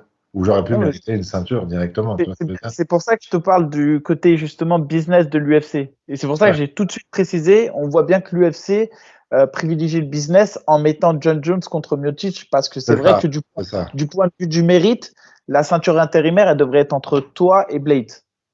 Pour moi, il y Ouais, a pas de... Blade aussi mérite énormément, c'est clair. Blade, Vous deux, vous méritez une ceinture intérimaire et ensuite, ça fait la revanche contre Francis ouais, Ngannou. Enfin, directement. Mais bon, après, on a le briscard Miocic qui, lui, n'a pas démérité et puis qui a quand même un statut, qui a une carrière. Donc, on se dit, bon. ouais, Et qui a quand même le droit aussi à sa revanche pour le titre. Lui a donné la chance à Francis. Bon, quand même pas mal de combats après, mais lui, il n'a pas eu sa chance. Tu vois ce que je veux dire? Donc, c'est assez légitime aussi. C'est pour ça, c'est assez. Voilà. D'un point sache de vue pas. personnel, chacun, je pense que euh, John Jones, s'il mais arrive, c'est une Rosta, tu comprends. Et ouais, moi, de mon côté, je me dis, bon, j'étais à ça dans ma ceinture. On n'aurait même pas eu ces discussions-là. Et je me dis. Ouais, j'étais à rien de gagner le combat, je vais y retourner tout de suite, tu vois. Puis on me remet là-bas, tu vois. Donc je me dis, bon, vas-y, tranquille, on met ça. Derrière, j'aimerais bien être contre le vainqueur de. Pour le gold, quoi, pour la ceinture. Mais bon. et là, clairement, là, tu vis une revanche contre Ngannou ou là, c'est quoi tes objectifs? Genre, après ce combat-là, tu le gagnes avec brio, tu demandes la ceinture directement derrière ou tu patientes pour peut-être avoir peut-être aussi un money fight contre John Jones ou. Ça se tente, hein. En plus, ils aiment bien ça, les gens, tu vois, quand tu appelles les Hmm, choses, quand tu parles, etc., ouais. etc. Et c'est pas impossible que j'ouvre ma bouche et que je dise, les gars, remettez-moi la ceinture tout de suite, tu vois. Ouais. ou même la ceinture intérimaire contre John Jones. Tu vois? Achète tous. Ouais. Parce que On je achète tous Ça se vend ça. bien. tu vois, que j'aille griller mes cartes directement pour la ceinture. Parce qu'on sait très bien, la division, elle est compliquée, tu vois. Donc, non, écoute, peut-être que j'ouvrirai ma bouche. Encore une fois, peut-être que l'entertainment et l'enjaillement du combat, si je le finis, si je le gagne et que je le finis bien, me poussera à aller chercher à prendre la parole. Mais, ouais, aujourd'hui, je pense que ouais, j'aimerais bien. Aujourd'hui, pour répondre à ta question, Boulox, mes objectifs, c'est pas forcément la revanche contre Francis, pas du tout. Je suis pas, je suis pas attiré par les revanches, je suis pas attiré par ça, tu vois. Je suis plutôt attiré par le but ultime. Et aujourd'hui, je sais que je suis là pour ça, tu vois. Aujourd'hui, je prenais beaucoup de plaisir, comment dirais-je, à être comme ça, un peu volant, tout se passe bien, etc., etc. Aujourd'hui, comme je t'ai dit, j'ai mis le doigt sur certaines choses. Et aujourd'hui, dans ma tête, je sais qu'il faut que j'aille chercher le sommet. Je sais qu'il faut que j'aille donner le meilleur de moi-même et que j'aille marquer mon histoire, tu vois, écrire mon histoire. Et je sais que c'est qu'en allant là-haut que je vais y arriver. Donc aujourd'hui, c'est comme un step back Et je me dis, ok, il faut que je travaille 2 fois plus dur pour retourner là-haut, tu vois. C'est comme ça que je le prends. Et qu'est-ce que tu as senti à partir du moment où tu étais champion, même champion intérimaire? Est-ce que tu as senti une pression supplémentaire ou est-ce que toi, dans ta tête, tu ne te considérais pas encore comme champion ou est-ce que tu voyais ça comme une première défense de titre? Et est-ce que ça a changé quelque chose dans ta manière d'aborder la chose? Non, moi, j'étais pas le vrai champion. J'étais en mode, ok, il va falloir que je mette l'état, il faut que je sois champion, etc. Tu vois, le champion restait champion quand il m'a battu. Très clairement, dans ma tête, c'était comme ça. Oui, champion intérimaire. J'étais champion intérimaire, tu vois. Pour moi, j'étais pas champion. C'est vrai qu'on met ça sur le même pied. Pour moi, c'était pas le cas. C'était vraiment le cas. Et, et non, du coup, ça m'a hypé. Non, pas plus que ça. Moi, ça va pas. Les gars pourront te dire à la salle, j'ai vraiment pas changé de comportement. Je suis pas touché par ça. J'ai la chance de pas être touché par ça, tu vois. Genre là, on m'a volé ma moto, frère. Je te montre avec, je roule dehors. Les gens, ils me croisent, il y avait deux Renois, ils parlaient d'une voiture à une autre comme ça. Puis j'étais un peu rentré pour pas les bloquer et tout. Puis en même temps, le Renoir, il me guette. Oh, c'est Regarde! Il a flippé. Il m'a vu le short et tout, vieux scooter. J'ai un casque comme ça avec des lunettes jaune et tout. Il n'a pas compris, tu vois. Donc, moi, pour revenir à ça, c'est que moi, j'ai pas d'ego. Ça n'a rien changé à mon quotidien. J'aime toujours les mêmes choses. J'ai toujours les mêmes amis. Tu vois, je suis pas touché par ça. J'ai la chance d'avoir des bonnes fondations et non, ça m'a pas monté à la tête du tout. Mais Cyril, excuse-moi, vas-y Mika, j'ai une Non, dernière question. non, vas-y. Non, je disais, Cyril, parce que toi, t'en parles ouvertement, on va dire, du côté financement. On va dire, maintenant que tu te mets à l'aise financièrement avec le MMA, est-ce que tu te dis pas que il y a une baisse de motivation? Est-ce que genre, où tu arrives à garder, on va dire, la même motivation qu'il y a 2 ans, genre? Les gars, c'est une certitude. C'est une certitude. Le confort peut vous tuer. Le confort peut vous tuer dans la motivation. C'est une certitude. Je vois bien euh, quand j'étais en Muay Thai à l'époque, ou tous mes débuts en MMA et tout, c'est pas exactement pareil. C'est pas, on vit pas les choses de la même manière. Il y a une époque, tu vois, il y a des pages qui se tournent, c'est comme ça, tu vois. Et c'est là où il faut se poser les bonnes questions et se dire, qu'est-ce que j'ai vraiment envie? Si j'ai envie, alors c'est limite encore plus dur que les débuts, tu vois. Les mecs comme les McGregor et tout, tu imagines, frère, les Mayweather et tout. Euh, Tu leur dis maintenant, ok, tu vas aller chercher le plus dur, les combats le plus dur pour. Non, les mecs sont dans un confort extrême, tu vois. Moi, Ouais, j'en mais suis pas là encore. ouais, t'en es pas là, mais tu as déjà cette réflexion. Tu vois, tu as ce recul Mais qui te permet de obligé. dire. Ouais, tu te dis, mais tu vois, Connor, parce que tu prends l'exemple, quelqu'un qui a très bien, qui est millionnaire, et comme tu le dis, c'est humain. Dans le confort, c'est difficile de Je suis garder la peut-être même rage. je suis peut-être Et, trop honnête, moi, en fait, si tu veux. mais non, mais moi, je le comprends ce que tu dis, parce que c'est évident C'est que dès lors que tu es évident. dans le confort, on peut pas, faut pas se mentir. Le confort appelle à la fainéantise quelque part, entre guillemets, tu vois, Ça. t'es relax. Et tu vois, Connor, lui, tout le temps dans sa tête, il se dit qu'il peut aller chercher le top 1, top 2. Et à chaque fois, bah, les retours, ils sont durs pour lui parce qu'en en fait, il a toujours la vida, la fiesta, on le voit. C'est un gars qui aime la fête et qui profite de la vie. Et derrière, il y a toujours le côté, j'imagine, combattant qui est en lui, qui croit en lui, parce que c'est quelqu'un qui croit en lui, ça, on peut pas Non, lui retirer. je pense qu'il croit en lui. Je pense Et qu'il croit toujours il y en a lui.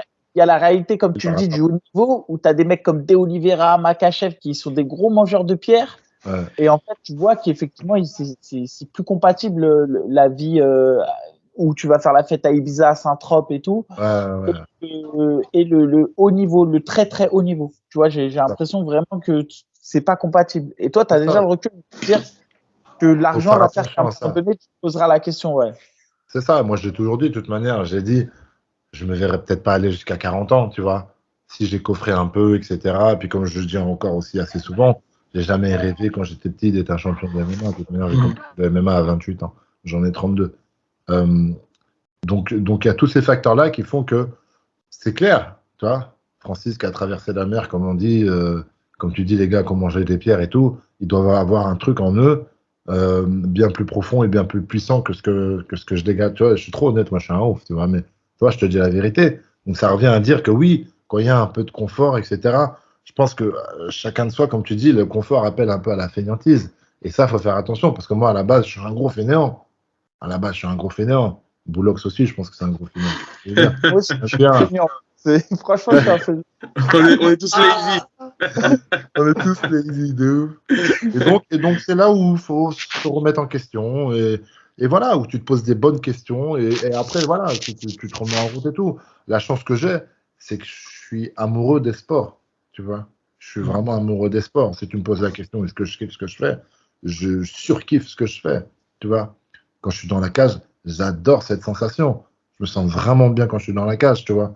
Plus que quand je faisais du Muay Thai ou quand je faisais du basket, etc., tu vois. Il y a un autre truc, surtout par rapport, je pense aussi, c'est ça qui aide, au stade dans lequel je suis rendu dans ce sport-là. Mais donc j'ai pas de problème avec ça, tu vois. Je kiffe toujours aller à l'entraînement, me péta, jouer, esquiver, remise en cheminée, babam dans la bouche d'Alpha, me prendre des jabs d'Alpha, tu vois. C'est Genre, qui tu ça? vois, la concurrence avec l'as et tout. J'ai débité plus que toi, il y a quoi, machin, tu vois. Ouais. Donc je kiffe ça, tu vois. Donc j'ai Et pas de justement, problème avec ça. toi qui viens d'un sport collectif comme le basket, bon, tu as fait de la boxe taille, hein, mais euh, en boxe taille, je sais pas du tout, je connais pas dans les vestiaires, dans les coulisses, comment ça se passe ou dans les teams. Mais en MMA, il y a quand même un truc dans les teams, surtout dans les grandes teams, c'est qu'il y a des vrais frères d'armes. Ça prend son sens quand même. Le mot frère d'armes en MMA, il y a vraiment, c'est des sparring, mais c'est plus que des sparring, c'est plus que nos partenaires. C'est vraiment, il y en a pour certains, ça devient une amitié, quoi. C'est une amitié profonde. Je pense qu'il y a plusieurs facteurs à ça. Je pense qu'il y a déjà, par rapport à ce truc de haut niveau qu'il y a dans certaines salles, tu vois, en Muay Thai, je suis pas sûr qu'il y ait un club de Muay Thai pro. Est-ce que ça existe, genre un club de Muay Thai pro? Tu vois ce que je veux dire? Je sais pas si tu Ouais, vois. non, C'est c'est pas la même, c'est pas la même sphère. Tu vois, Pas c'est la pas même. exactement pareil. Nous, je sais qu'on a une sphère pro où on vit pour ça, tu vois. On vit tous pour ça. On a un but ultime commun, c'est de s'épaire dans le MMA et de gagner et de payer son pain avec le MMA, tu vois. Donc, il y a un genre de truc assez un commun. écosystème. Il n'y a pas d'écosystème autour de la boxe Tu taille. vois, moi, quand j'étais en box taille ou plutôt score taille avec Zam, euh, bah, je m'entraîne en même temps que les amateurs, tu vois. L'entraînement, il était à 20h30, j'allais bosser, j'allais m'entraîner comme tout le monde, tu vois. Tu fais ta journée, tu vas bosser et tout. T'as pas le temps, tu te dépêches, tu dois rentrer. En plus, j'habitais loin, moi, j'arrivais à presque minuit chez moi et tout. Bon, tu vois, nous, tu viens à la salle, tu peux passer la journée à la salle et tu vas être avec des gars qui vont passer également la journée à la salle avec toi, tu vois. Donc, je pense que c'est ça aussi, je pense que c'est ça qui apporte un truc différent. Ok, ok. Moi, j'avais une dernière question. Quand tu dis que tu dois pas qu'à 40 ans, Cyril, dans 10 ans, où tu dois? Parce que là, je vois que tu commences à développer ta chaîne Twitch. T'as une sorte d'émission sur les MMA ou non? Tu t'en tapes aussi? Ou est-ce que tu Non, dois la aussi vérité, coacher et accompagner des athlètes en combat? Ou pas du tout? moi, c'est quelque chose que je kiffe. La raison pour laquelle j'aime les sports, c'est parce que j'aime regarder et et je comprends ce qui se passe, tu vois. J'aime un sport quand tu comprends et éventuellement quand tu es bon dedans, tu vois. C'est comme ça. On devrait, si t'es nul à un sport, c'est rare de dire, ouais, j'adore ce sport, mais je suis tellement nul dedans, c'est assez rare. Mm. J'aime bien le foot, mais Ouais, bon là, c'est les foot, un peu après, tu vois. Mais genre, si je te dis un autre sport, c'est le badminton, tu vas pas me dire, j'adore le badminton, parce que c'est nul, enfin bref. Et donc, du coup, le fait que je capte vite ce qui se passe, tu vois, que je suis assez bon dans les sports, c'est que j'analyse bien et ça se passe bien et ça réagit bien au niveau du cerveau. Et de cette même manière, quand je vois quelqu'un s'entraîner, j'ai un peu ce truc qui fait que, bon, ok, quand je le vois dans une situation d'opposition avec quelqu'un, je me dis, tu devrais, toi, dans ma tête, hein, je me dis, putain, il faudrait qu'il fasse ça, ou alors faut qu'il arrête ça, tu vois, genre c'est ça, il faut qu'il arrête ça, tu vois, pour moi, ça, c'est assez clair, tu vois. Mm. Et j'ai mes expériences où j'ai fait un peu de coaching dans mon début de carrière en MMA, parce que j'ai arrêté de travailler quand j'ai commencé le MMA, même un peu avant. Et donc j'ai fait du coaching pour essayer de gagner ma vie aussi, parce que je gagnais pas encore d'argent avec le MMA. Et j'avais ces petits trucs-là où souvent on revenait vers moi, pas des amateurs, mais d'un peu plus élevés, que je coachais dans des salles et tout, qui me disaient, waouh, quand je prenais le temps en petit comité, en mode, putain, j'ai appris en une séance, j'ai appris plus que je suis là Mm. depuis un an ou deux dans ce club. Genre, tu vois, genre, je capte, tu vois, par rapport au style du book, ce qu'il aime faire, etc., etc., tu vois. Donc, je pense que je serai un bon coach. Je pense que je serai un bon coach. Et donc, j'aime ça, tu vois. J'aime ça, encore une fois. J'aime ça, j'aime coacher. Je pense que je serai un bon coach. Mais je sais pas si vraiment j'ai envie de. Parce que c'est du boulot et que je n'ai pas envie de faire le boulot à moitié, tu vois. Je veux pas juste dire, ah, je suis Cyril Ouais. Gann, j'arrive le jour J et je te coach, tu vois. Pour Ouais, il moi, y a un investissement derrière. Ouais. c'est un investissement où tu es là pendant 1 mois et demi, 2 mois avec le gars et tu passes ton temps avec lui. Qui sait, hein, si j'ai du temps, etc., franchement, c'est pas impossible. C'est pas impossible. Plus tard, faire ça. Sinon, Ok. ouais, aller boxer jusqu'à 40 ans, je sais pas. Ça, c'est une bonne question aussi, tu vois. C'est toujours. Tu vois, Conor McGregor, tu crois qu'il a envie de combattre encore? Il a plus trop envie. Bon, si, il aime bien ça, tu vois. Mais il sait très bien qu'il serait mieux de. Là où il est. Un combat Et en anglais, genre un Cyril Gane Yoka ou je sais pas moi, un Cyril Gane contre Joshua ou tu vois si un jour il y a une opportunité dans ce genre. comme un Francis contre Tyson Fury. Ou Bah, moi franchement ça, je regarde hein, même si beaucoup tu disent ouais, regardes. Et bien surtout, sûr tu je le fais. regarde. Surtout, tu le fais. Surtout. Ah, mais ça n'importe À qui la, moi mais à ça la c'est clé, tu vois ce que je veux eh dire, oui, il y a beaucoup de, les il y a gens, d'argent à la clé. beaucoup de gens parlent mais quand tu as 100 millions à la clé c'est fini, tu parles plus, tu fais. À faire. Ouais, tu fais, tu vois. Donc, oui, non, moi, je suis tellement pas fermé à ça, tu vois. Encore une fois, il y a une part de moi qui fait ça pour l'argent. Et si demain, tu me dis, je vais me mettre bien en boxe anglaise, comme je pourrais me mettre bien en 6 ans, 7 ans de MMA, bah, frérot, bien sûr, j'y vais, surtout que j'aime bien l'anglaise. C'est-à-dire que c'est un sport où, quand j'ai arrêté le Muay Thai, j'ai hésité à faire de l'anglaise. J'ai été 50-50 avec le MMA. Et j'ai Ça croisé fait Fernand Lopez, il m'a montré, et c'était à côté de la maison, et tu vois, ça va beaucoup plus vite le MMA, l'UFC, puis tout ce qu'il me proposait, etc. Comparé à ce qu'il y avait de l'autre côté, il n'y avait pas photo, tu vois, c'est pour ça que j'ai choisi le MMA. Mais tu m'aurais fait l'inverse, je serais parti en boxe anglaise. Et Bark et, Knuckles, Cyril, parce qu'on a vu, par exemple, là, il y avait Mike Perry et MVP là, qui sont affrontés au Bark Knuckles.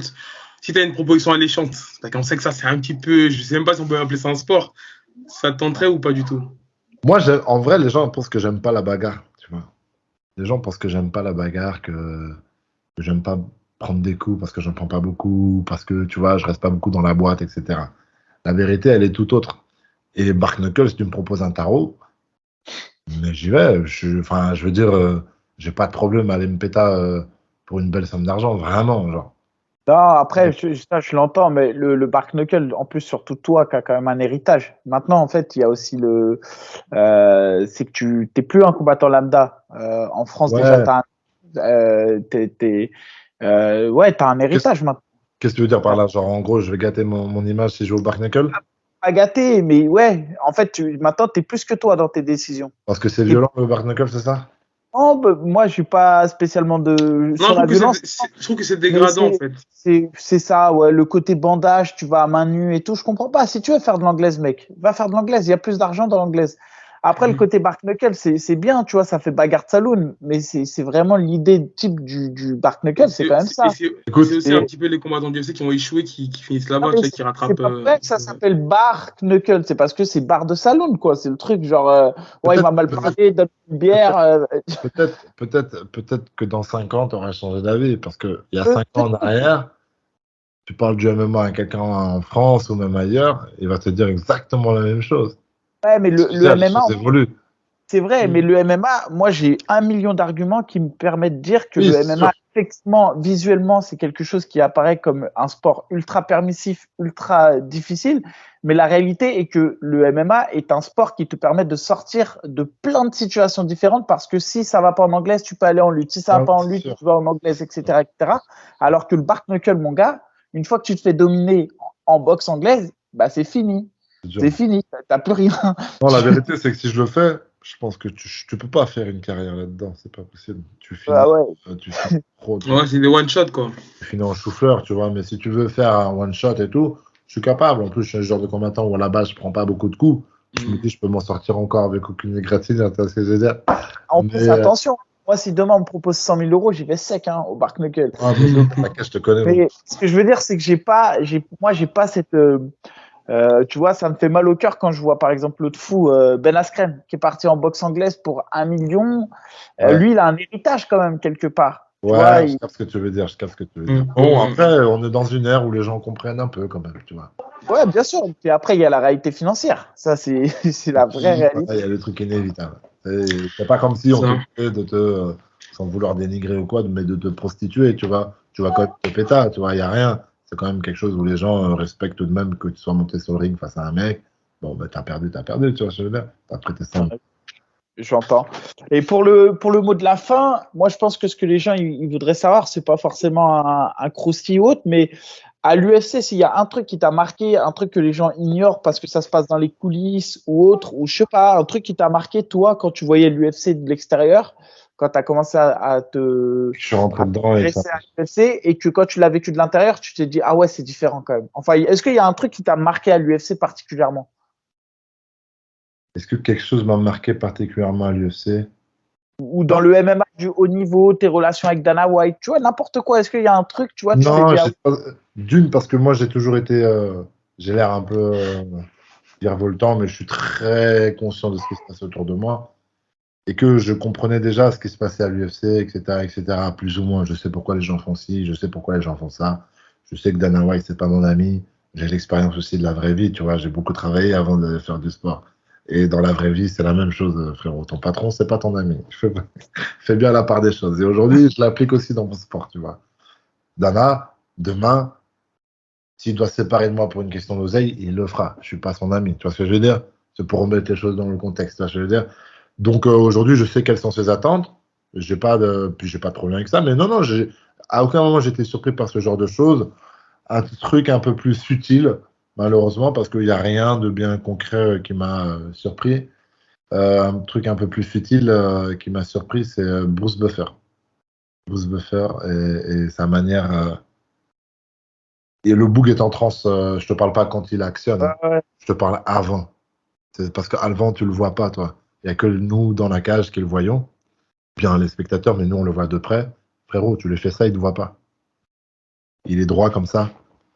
Comme s'il allait se péter. il se prépare.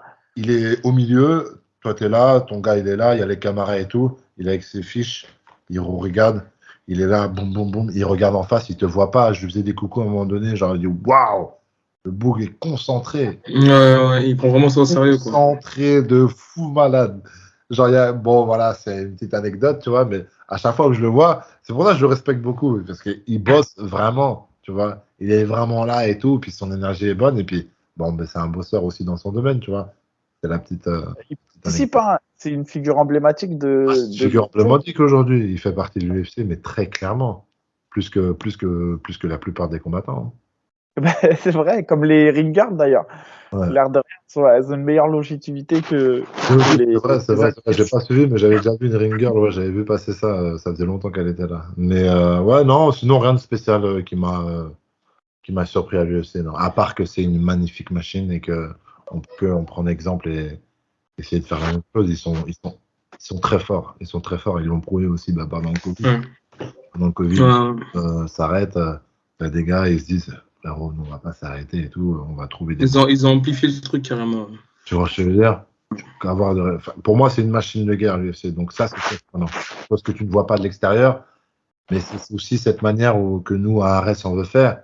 C'est que d'un mec que tu ne connais pas, tu en fais une rosta en peu de temps, tu vois. Abdul, c'est le meilleur exemple, hein, je trouve, parce qu'il était fort, ça, il n'y a pas de souci. Son talent, on le connaissait tous. Pour les initiés, encore une fois, pour les fans de MMA, Voilà, tout le monde savait. Mais les Français ignoraient qui était Abdul. Et c'est vrai qu'on voit que le Ares, quand même, tu vois. a une force médiatique parce que Abdul, Ouais. aujourd'hui, est connu en France. Et alors qu'il était inconnu malgré son talent il y a quelques temps. C'est ça, c'est un très bon exemple pour Arès, mais voilà, voilà, gros respect pour cette machine qui est l'UFC. Vraiment. Il faut vraiment comprendre qu'ils font un boulot immense. Vraiment, vraiment. Bon, bah écoute, c'est bon pour moi en tout cas. AB. Ouais.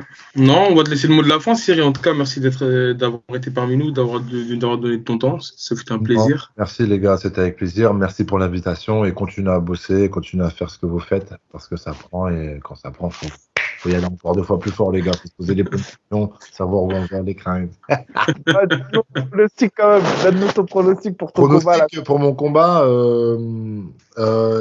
allez, on va dire 3e round. On arrête Et les gars au 3e round. Et pour Nassour contre Buckley. Et pour Nassour contre Buckley, un petit TKO, allez, pourquoi pas un petit KO. Un petit KO. Ok, c'est noté. Nassour, mais pas de KO, Nassour. Nassour, mais pas trop de KO. Il n'a pas un transfert de poids de corps de bourrin. Tu vois. Absent TKO à la rigueur. Pac, pac. Donc, j'irais plus TKO pour être sensé. Avec un Quand finish, je suis ouais, dessus, je vais mettre un KO aussi, tu vois. La vérité, c'est que moi aussi, je mets plus de TKO, tu vois.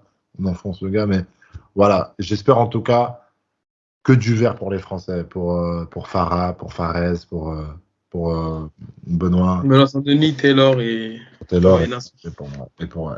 Donc, Et voilà, j'espère vraiment. Zara, Ouais. je sais pas si elle combat Zara. À voir, hein. Véridique. Ah, T'as investigué, Mika? Ou pas encore? Bah, j'arrive même pas, je crois, elle a plus de compte Instagram. Faudrait poser la Si, elle a question. Instagram. Elle a dû te bloquer en tout peut-être. cas, elle n'a pas été annulée. J'ai pas vu de truc qui disait Moi qu'elle non n'était plus, pas dedans. mais je vois rien. C'est vrai que c'est une boîte noire, en tout cas. Tu sais Ouais. pas. C'est une boîte noire. Tu vois, comme dans les avions, là, quand il y a une boîte, Boîte noire. ça rentre, ça Non, sort. non, elle a. C'est la salle du temps, là. T'as pas d'infos. Non, mais j'espère Ok. voilà, j'espère vraiment que la fête sera pas gâchée par des défaites, tu vois. Pour le coup, je Ouais, suis pas du genre à faire la fête Les combats. après les combats, pas du tout. Je fais jamais la fête après les combats. Je l'ai faite pour la première fois après Francis à LA, parce que les gars voulaient me changer l'idée, parce que c'était Ouais. la première défaite, ils savaient pas comment j'allais réagir, etc. Donc on est sorti, on s'est bien amusé et tout. Mais je sais pas pourquoi, là, je suis chez moi à Paname, j'ai envie de sortir après, tu vois. Tu il y vois, aura j'ai envie de sortir et c'est pour ça que j'aimerais bien avoir la victoire et j'aimerais bien que tout le monde ait la victoire. Comme ça, on essaie de sortir, on essaie de faire un petit truc, tout ça. bah, Bah, c'est c'est ce notre- qu'on souhaite en tout cas. Cyril, Merci les gars, moi, c'est c'est gentil. libéré. Merci à toi. Merci. Yes. Allez, bonne soirée, les gars. Ciao.